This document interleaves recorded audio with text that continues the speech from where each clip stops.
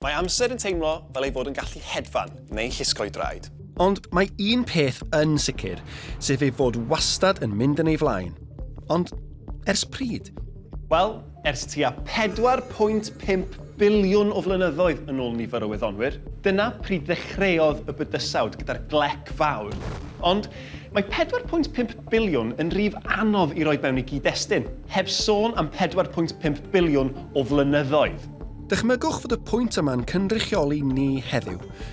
Gadewch i ni felly fynd yn ôl mewn amser, 1000 o flynyddoedd yn ôl, tua brwydr Hastings ar ddechrau'r canol oesoedd. 2000 o flynyddoedd yn ôl, oes Iesu Grist a'r Rhufeinwyr. 3000 o flynyddoedd yn ôl, oes yr Eiffdwyr. Un o'r strwythurau hynafol enwocaf ac un o'r ryfeddodau'r byd ydy'r Pyramidau yn yr Aifft. Cymerodd tua 27 o flynyddoedd i'w hadeiladu oherwydd ei fod yn strwythur enfawr. Doedd dim offer fel creiniau a driliau trydan ar gael yr adeg yna, a mae dal yn rhyfeddol bod pobl wedi gallu cyflawni camp o'r fath adeg maith yn ôl i ystyried bod dim ond un o'r blociau cerrig yma'n gallu pwyso hyd at 80 tunnell. Mae hynna tua'r un pwysau ag 13 eliffant. Mae Pyramid Mawr Giza bron i 4600 o flynyddoedd oed. Mor hen, roedd mae mothiaid gwlanog yn dal i grwydro'r blaned. Ond mae yn y strwythurau cerrig hyd yn oed yn hŷn, bach yn agosach i adre. Stonehenge yn Lloegr. Does neb yn siŵr yn union beth yw arwyddocâd y strwythurau cerrig yma, ond yn sicr roeddent yn chwarae rhan bwysig i bobl tua 5000 o flynyddoedd yn ôl, oherwydd nid ar chwarae bach mae rhywun yn codi cerrig enfawr sy'n pwyso tunnelli. Hefyd, gan ddefnyddio technoleg a thechnegau dyddio newydd, darganfuwyd bod rhai o'r cerrig llai wedi teithio yr holl ffordd o Sir Benfro dros 180 milltir, heb lori, heb gart na cheffyl. Nawr, mae Stonehenge yn hen. Does dim amau hynny.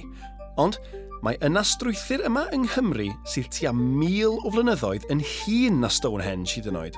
Dyma siambr gladdu Tinkinswood ym Mro Morgannwg. Cafodd ei adeiladu tua 6000 o flynyddoedd yn ôl fel man ar gyfer claddu aelodau o deuluoedd a llwythau brodorol. Ar yr olwg gyntaf, dydio fawr o strwythur crand, ac yn sicr, dyw e ddim mor fawr ar Pyramidau. Ond, os ystyriwch chi bwysau'r garreg yma, pwysau tua 6.5 eliffant, rhaid ei bod yn dipyn o ymdrech codi carreg o'r fath, a mae gwyddonwyr yn credu iddi gymryd tua 200 person i godi'r garreg yma mwyn ei rhoi yn ei lle. Gwaith tîm go iawn. Dyma rai ffeithiau dwi'n credu sy'n digon i chwalu pen hyd yn oed y gwyddonwyr mwyaf clyfar. Os allech chi gywasgu hanes yr holl fydysawd i mewn i 1 awr, yr holl ffordd nôl o'r bang mawr hyd at heddiw, daeth pobl i fydolaeth ddim ond yn yr eiliad olaf. Roedd Cleopatra yn byw yn agosach i oes modern y cyfrifiaduron na phan adeiladwyd y Pyramidau yn yr Aifft. Mae siarcod wedi bod yn nofio ar y blaned hon ers oes. Dweud y gwir, ers 450 miliwn o flynyddoedd, sydd dipyn cyn y deinosoriaid. I roi hyn i fewn i fwy o gyd-destun, maen nhw wedi bodoli ers cyn i fodrwyau y blaned Sadwrn ffurfio. Maen nhw'n hŷn na Seren y Gogledd.